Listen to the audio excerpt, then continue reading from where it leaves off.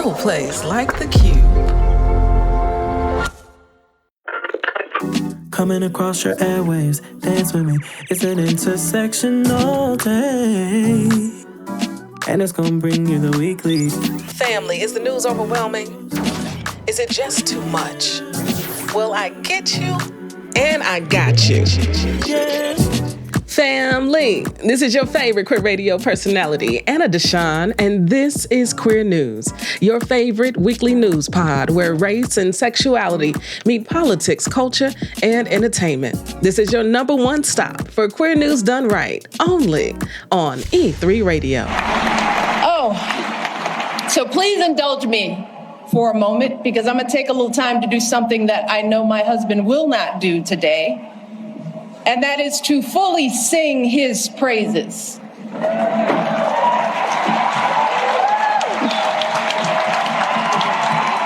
Barack, yes. You gotta look at me. No, I'm not. You told me all those years ago that you couldn't promise me the world, but you could promise me an interesting life. And of course, you outdid yourself and managed to give me both. I know it hasn't always been easy, but there hasn't been a single second through this experience that standing by your side hasn't left me in awe. 8 years in the crucible, and not once did you melt from the heat. Not once did you let it harden you. Instead, you used it to reveal your truest essence, your stubborn optimism and unflinching courage, your dazzling brilliance and unpretentious decency, your ferocious work ethic, and absolutely unshakable moral fiber.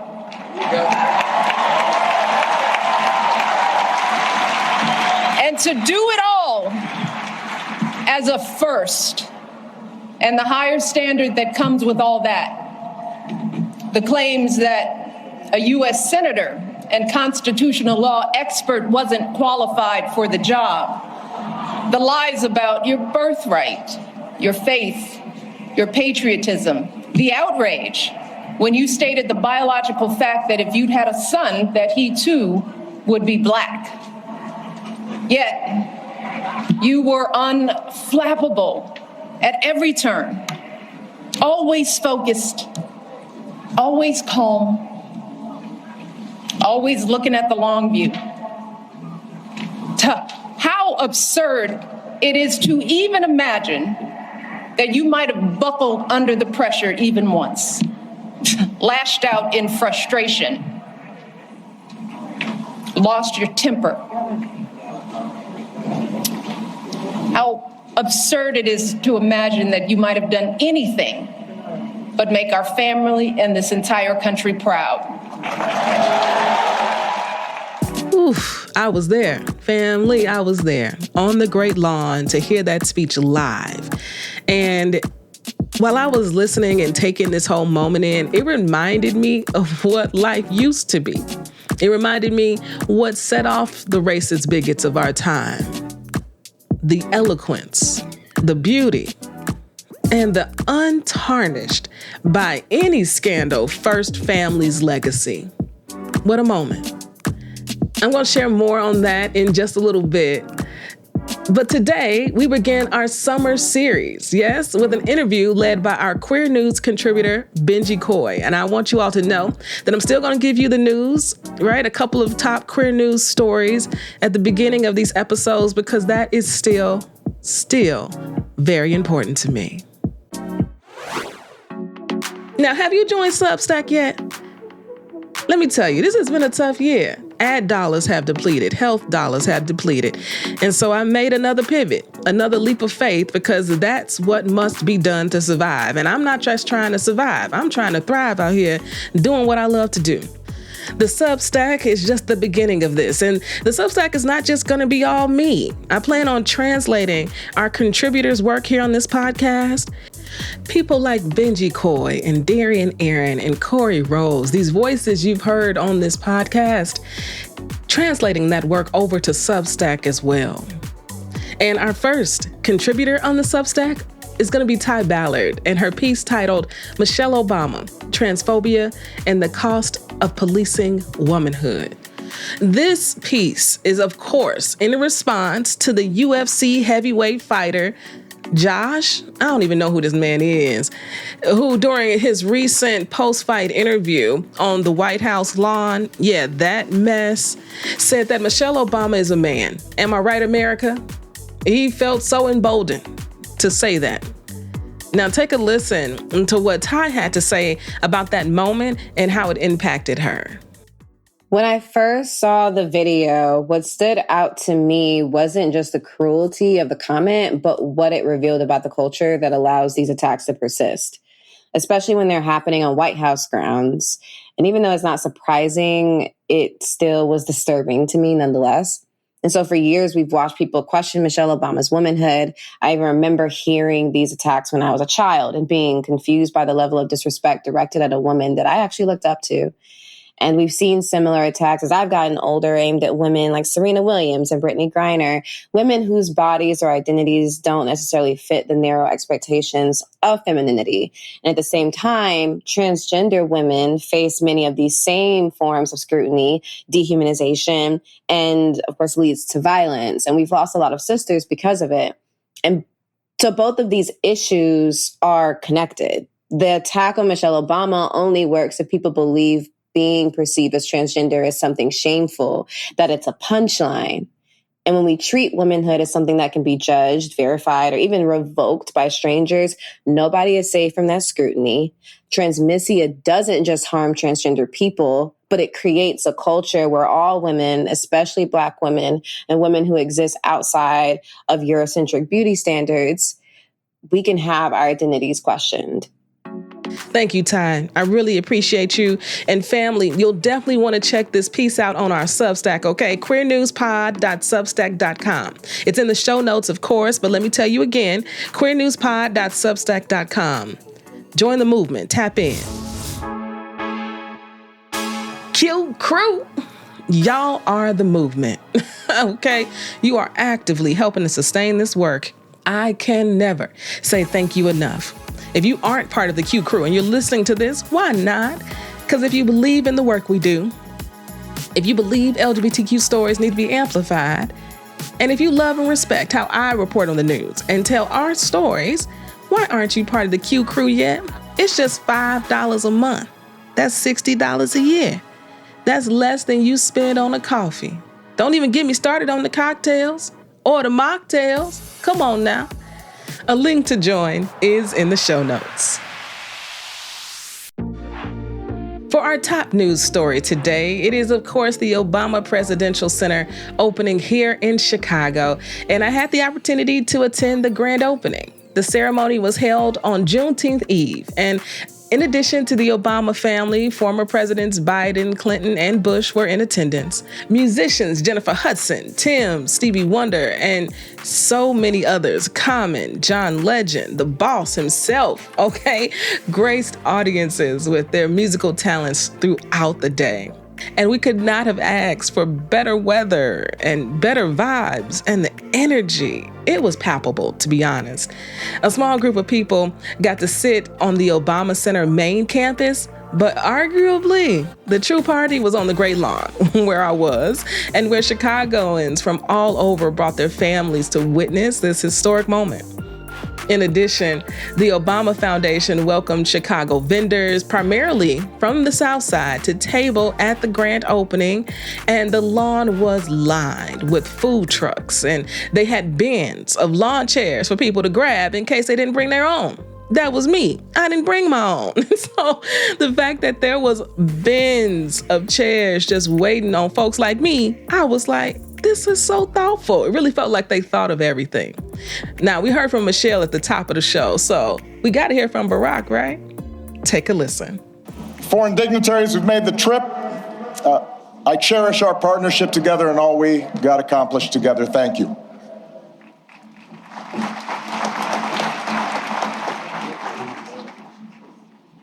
To Michelle, she did me wrong. She wouldn't let me see her speech. She knew she was gonna mess me up, and she did it anyway. But she's always made me better. And I could not be more grateful. And to Sasha and Malia, what can I say? You mean everything to me. More than 40 years ago, on a late summer afternoon in 1985, I arrived here in Chicago, entering the city through the very spot where this center now stands. I can still picture myself heading down what was then Cornell Drive in a janky used car that I'd bought in New York, with all my worldly possessions stuffed in the trunk and the back seat, so I really couldn't see out of the rearview mirror, and I was a safety hazard. And I was 23 years old. I'd just been hired by a group of churches on the South Side to help organize a part of the city that had been battered by steel plant closings and chronic neglect.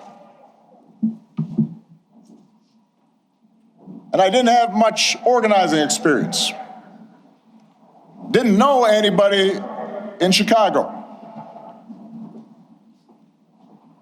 But I had been inspired by the civil rights movement, and I knew I wanted to make a difference.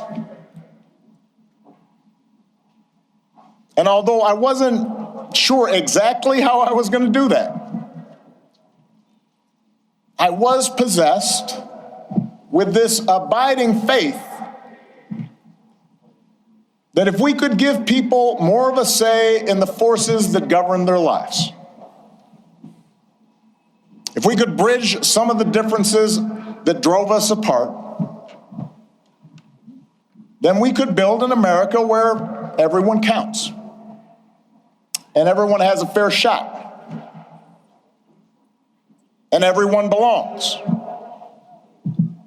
Even a mixed race kid with a weird backstory and a name nobody could pronounce. And it was here, in this city, a city of broad shoulders, that I found what I was looking for. It is the dream, right? To find what you're looking for, to find our purpose.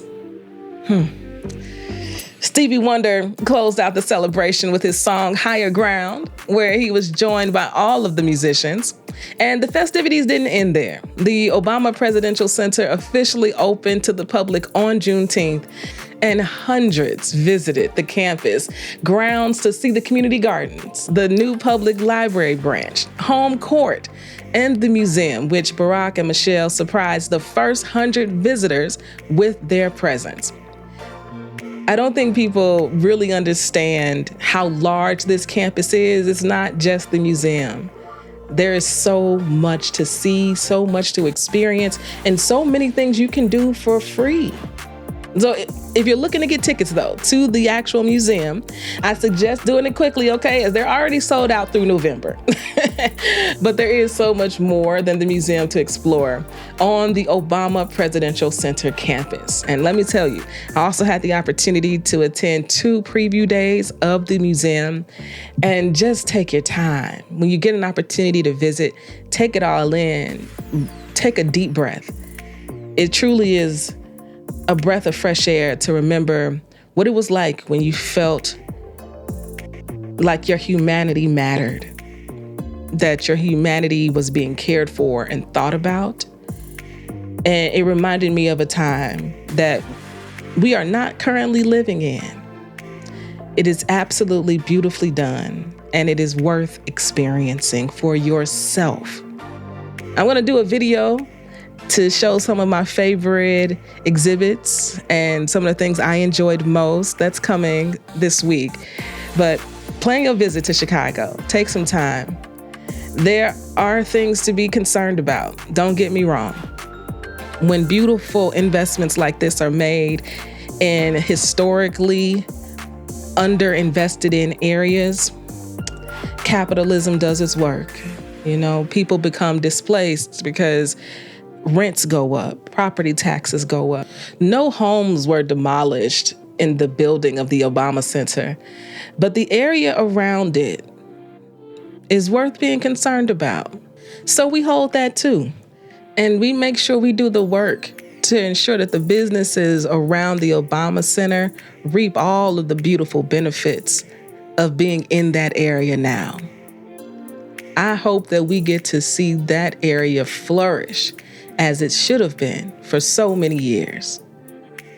What a moment. For our last top queer news story before getting into the interview today, in culture and entertainment, we gotta talk about Lil Nas X. He has briefly returned to social media. The pop icon released a 3-minute video giving fans an update on his health and what he's been up to for the past few months. Backlit by a clear blue sky, Lil Nas X visibly looked like he was feeling better as he talked to the camera about his bipolar diagnosis, saying, quote, "I feel like I had known for like the past few years, but I didn't want to admit it because I didn't want to have to take medication. And I don't know, I have people think different of me," end quote. Now, he went on to say, I'm already Black and gay, like, damn God. Gay, bipolar, like, I'm living life on extreme hard mode. But on a serious note, I'm doing much better. I'm feeling better. I'm creating freely, and there's less fear in my heart. I'm just smelling the roses. He teased that the new music is on the way, but didn't go into more details on that and rather focused on his excitement to share his rehab journey with his fans. And honestly, I couldn't be more happy to see him smiling and looking whole. You know, the last time we talked about Lil Nas X, he was running through the street naked, right? And so the fact that he's taking care of himself and decided to share it publicly with us, because he didn't have to, but he decided to, I'm really proud of him. And I know that he helped somebody. I know he did. And now let's take a quick break. And when we get back from the break, we're gonna pass you over to our queer news contributor, Benjamin Coy, for a special interview with RiVERSE. And if you don't know, RiVERSE is a 4-person pop collective of critical, acclaim from Toronto. And during this interview, Benji talks with them about their origins as a group, their creative process and synergy, and their new EP, Humanity in Volume, that was released on World AIDS Day last year. I know you're going to enjoy it, and I know you're going to enjoy the other interviews of our summer series. So stay close, enjoy, and remember, we are Queer News Done Right. Have you subscribed to the newsletter yet? We are on Substack now. What are you waiting for? queernewspod.substack.com. queernewspod.substack.com. Visit, put your email address in, then hit upgrade. Go $5 a month to really help us sustain this work. Family, we all we got. Do you have a local news story not getting enough amplification? A queer organization other folks should know? A song coming out? Send us a voicemail to our Queer News tip line so you can get all the amplification you need. Info on how to submit is in the show notes. The creative process, it really just works based off of whatever is inspired. I very much feel like I'm a channel. This might sound a little woo-woo, but for me, that's just how I work. I receive energy, messages, downloads constantly. Mm-hmm. And that's usually when a creative aspect, whether it's deciding to edit our live show or whether it's to start a new musical project or what we can do on stage or we can do visually in a music video production or whatever the case may be, it's usually I see it. Like I will just receive something and I just have the vision. I'm like, hey, that's what we got to do. Coming across your airwaves, dance with me. It's an intersectional day. And it's gonna bring you the weekly. Family, is the news overwhelming? Is it just too much? Well, I get you, and I got you. Hello, everyone. I'm Benjamin Coy, and today I'm joined by the incredible RiVERSE, Justice, Khadija, Zach, and we're sending so much love to Monroe, who couldn't join us today. But hello, and welcome. How are y'all feeling today? Hi, we're good. We're excited to be here. Thank you for taking time to chat with us. Thank you for taking time to chat with me. Excited to have you. Now, for folks who may not know, RiVERSE is a critically acclaimed pop collective known not just for their unapologetic artistry, but for their bold advocacy as queer, BIPOC, plus-size artists. With nearly 1 million followers worldwide, they continue to represent the unrepresented, empowering fans through music, social activism, and fearless self-expression, and fierce outfits, too. I must add that. Today, we'll be chatting about their new EP, Humanity in Volume, which was released on World AIDS Day, their personal journeys of resilience, and what it means to thrive and create boldly in your truth. Again, welcome, RiVERSE.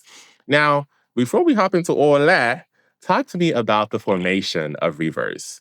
Humanity in Volume is not your first project together, and I understand y'all met on the tour of one of my all-time favorite Disney movies. But for folks who may not be aware, how did y'all meet, and what was the inspiration behind coming together? We met back in 2008, actually, auditioning for a live theater production of Disney's High School Musical 2, where we all got cast as leads. And the band came together. I was actually putting bands together since I was 14 years old. And I always had the dream of putting together a collective that was different from what I was seeing in mainstream media. And through many iterations, many individuals who came and went and left me with gems and lessons and how to make it better. Coming across Khadija, Zach, and Monroe during the production of High School Musical 2, I handpicked each member and saw the power in each individual and how it would be able to fulfill the vision. And here we are, 13 plus years later. Wow. I have the visual of like the Toy Story little hand going down and grabbing the aliens. And like, I am the chosen one. And it's just Justice and That is the perfect visual, because low-key, that's what I had in my mind as well. I mean, you knew exactly what you were doing, the sound, the look, everything is there. But I appreciate mostly the focus on making sure we're seeing something that we have not seen before, right? Absolutely. Giving us a group representation that we don't always get. And so really appreciative of that. But let's hop into this EP, Humanity in Volume, which has such a powerful message. This was released on World AIDS Day, December 1st, 2025. I mean, we'll keep with you, Justice. I know this project is very personal to you, as your HIV diagnosis is what inspired the project. And so I want to first start by saying thank you, number one, for sharing your story and journey with us. Absolutely. And more importantly, for using music to penetrate hearts and minds, and working to eliminate that stigma that comes along with HIV, especially in our community, our Black and queer community. But I'm curious, why? Why use this avenue? Why use this project? And why now? So I remember when I was first diagnosed back in 2020, and I remember the day that I made the choice to not let this be something that destroys me. And I remember on National Black HIV/AIDS Awareness Day, I believe it was, in February of 2021, there was a release on our YouTube channel. Our YouTube channel at that time had over 500,000 subscribers.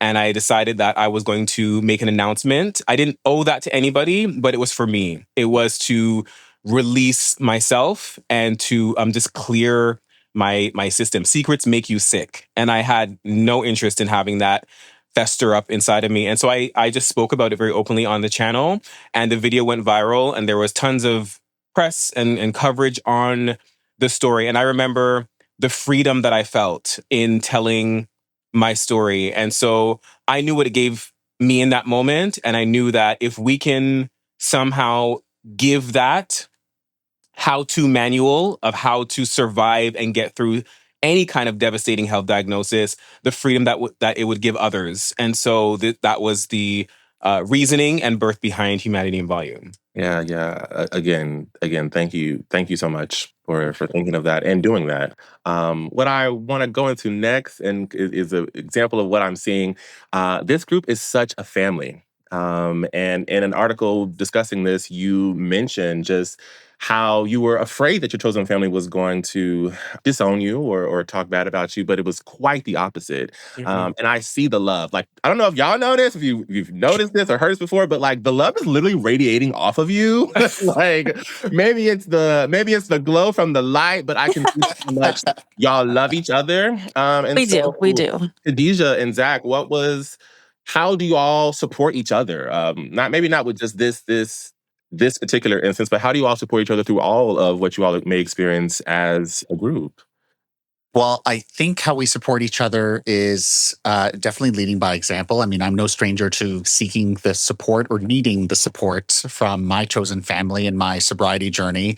What you see in front of you here in this interview is not what I was, 10 years ago. I probably would have been drunk, but it was tolerated. I was supported, and ultimately I was given the space and the time needed in my own journey to get sober. So I guess my answer to that is, I can only do as I've learned to receive.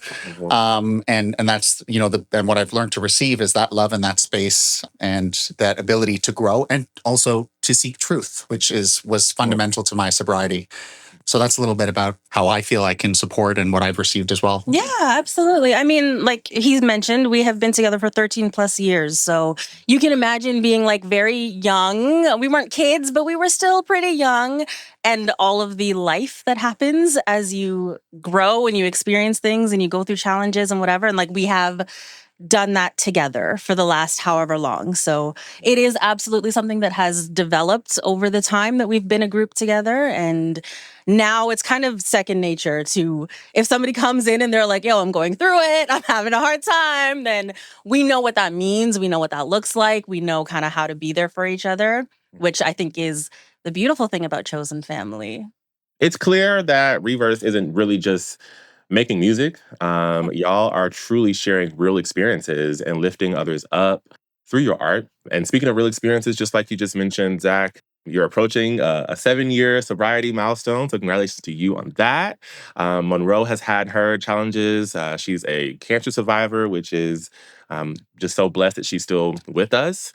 But I'm wondering, what's your creative process like as a group? Since you're using these life experiences in your music and to push a message, I'm curious on what your creative process is like and how do you decide what projects or experiences to platform next? That's a great question. Yeah. RiVERSE, all of us in a lot of ways can do what each other does in terms of the strengths that we have. Like we all have a lot of capability here in this band, but the way that we've been able to remain successful and have cohesive visions and product, as we've been producing albums and whatever over the past decade plus, we work based off of our strengths. So we recognize what each other does best, and then we allow that individual to work in that lane in order to ensure that the machine is well-oiled and moving forward successfully.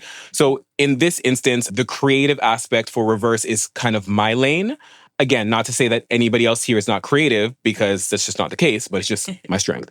With that being said, the creative process, it really just works based off of whatever is inspired. I very much feel like I'm a channel. This might sound a little woo-woo, but for me, that's just how I work. I receive energy, messages, downloads constantly. Mm-hmm. And that's usually when a creative aspect, whether it's deciding to edit our live show or whether it's to start a new musical project or what we can do on stage or we can do visually in a music video production or whatever the case may be, it's usually I see it. Like I will just receive something and I just have the vision. I'm like, hey, that's what we got to do. That's how it works. The universe says, give it to you. Yeah, I'm gonna need you to bring this into the world. And I say, okay, I got you. Okay, well then let me turn that around then, because I relate. Okay, the channel is always open, and it could be open at 3:00 in the morning. It could be open at 2:00 in the afternoon. Mm-hmm. How do you decide which one to do next? Is that still the universe leading you and guiding you? Because I'm getting so many different, different voices. Not voices. That does sound woo-woo.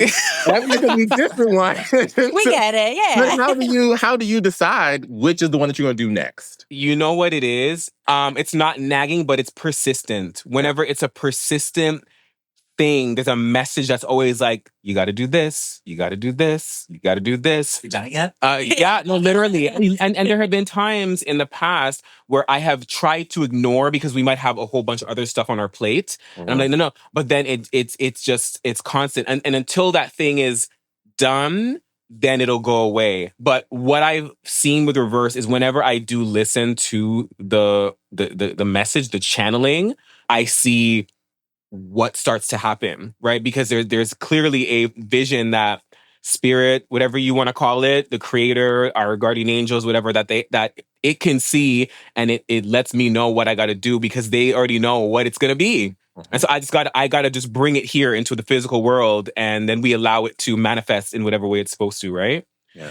That's just it. I'm sorry, y'all, if that's too much for some of you, but it's the truth. And it always happens for me at 2, 3, 4, 5 in the morning. Like the entire Humanity in Volume album, I wrote between the hours of 1 a.m. and 6 in the morning. It's like my creativity, my brain, it opens up at that time, or at least the channel, it's clear. Exactly at that time. Yeah. And these guys will always make fun of me because it's so late, I don't want to wake up my neighbors. So I'm always whispering the songs in my phone. And so we'll go to rehearsal and they're just like, making fun of me. I'm like, y'all. Yeah.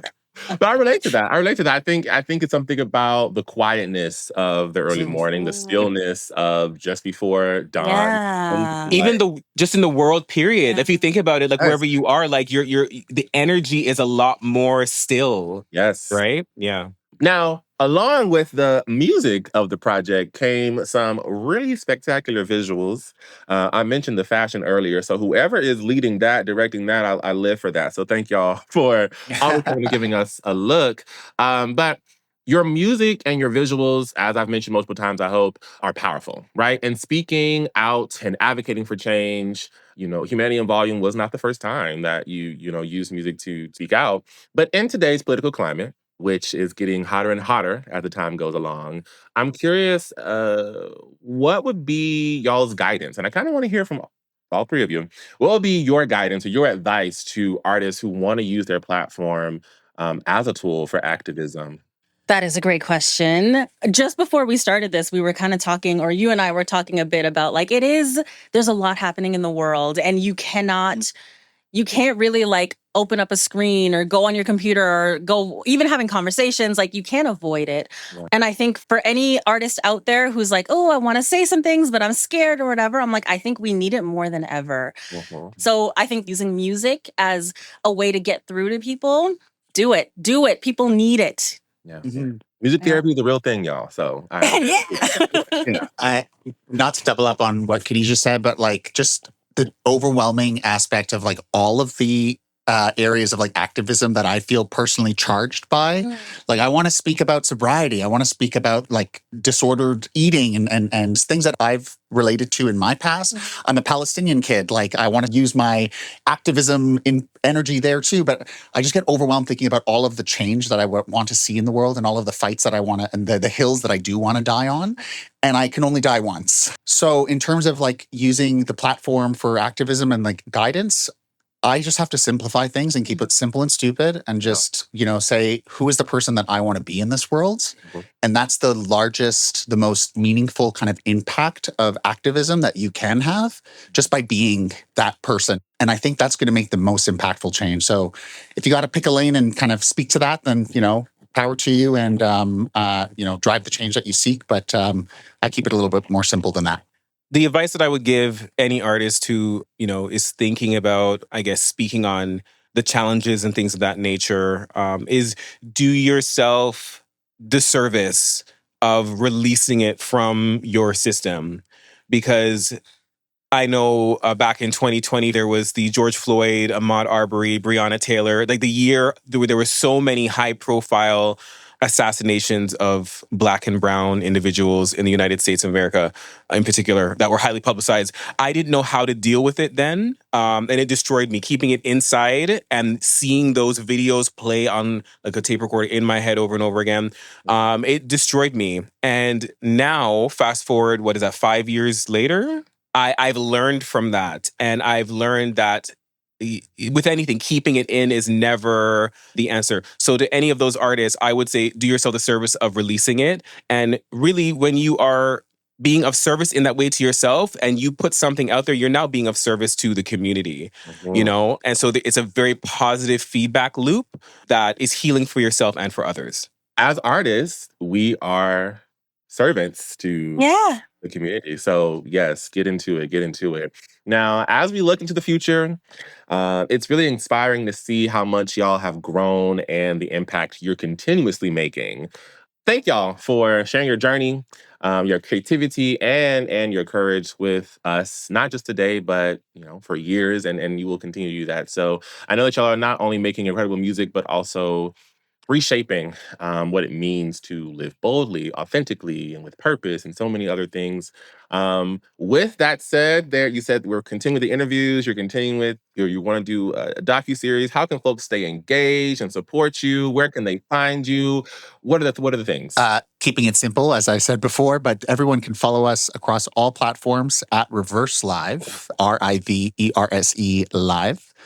Instagram, TikTok, YouTube, all of the platforms, keep up to date with all of the tea there. So that's where you can keep in touch. Of course, all of our music streams across all streaming platforms as well. Check out Humanity Volume there. Share it with your worlds. And have I forgotten anything? No. Good. I do want to say that is one of the key elements that I would like to leave this interview saying is anybody who's watching this, the goal for Humanity in Volume is for it to touch as many hearts and minds and souls as possible. And that can only be done with your help. So we humbly ask you, if you do take the time to listen to this project, feel free to share this with your community. This album speaks to any devastating diagnosis that we face as human beings. And it is literally a how-to guide on how to successfully move through it, find your way to happy, healthy, thriving, living your best life. Yes, exactly. And we want to give that gift to people. So feel free to share it to your community and holler at your boy. Yay. And y'all, not only is it a message and a how-to guide, but y'all, there's some bops on there too. You know what I'm saying? I was dancing, getting my thing.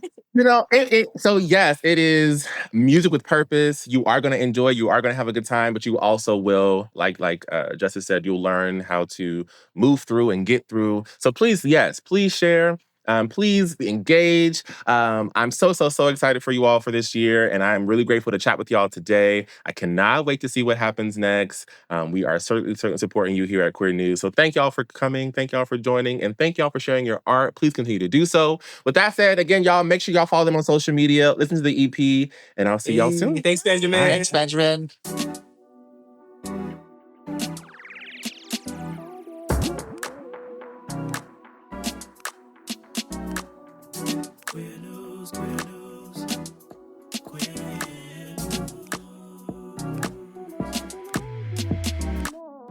If you've enjoyed what you heard, rate and review us inside your favorite podcasting app.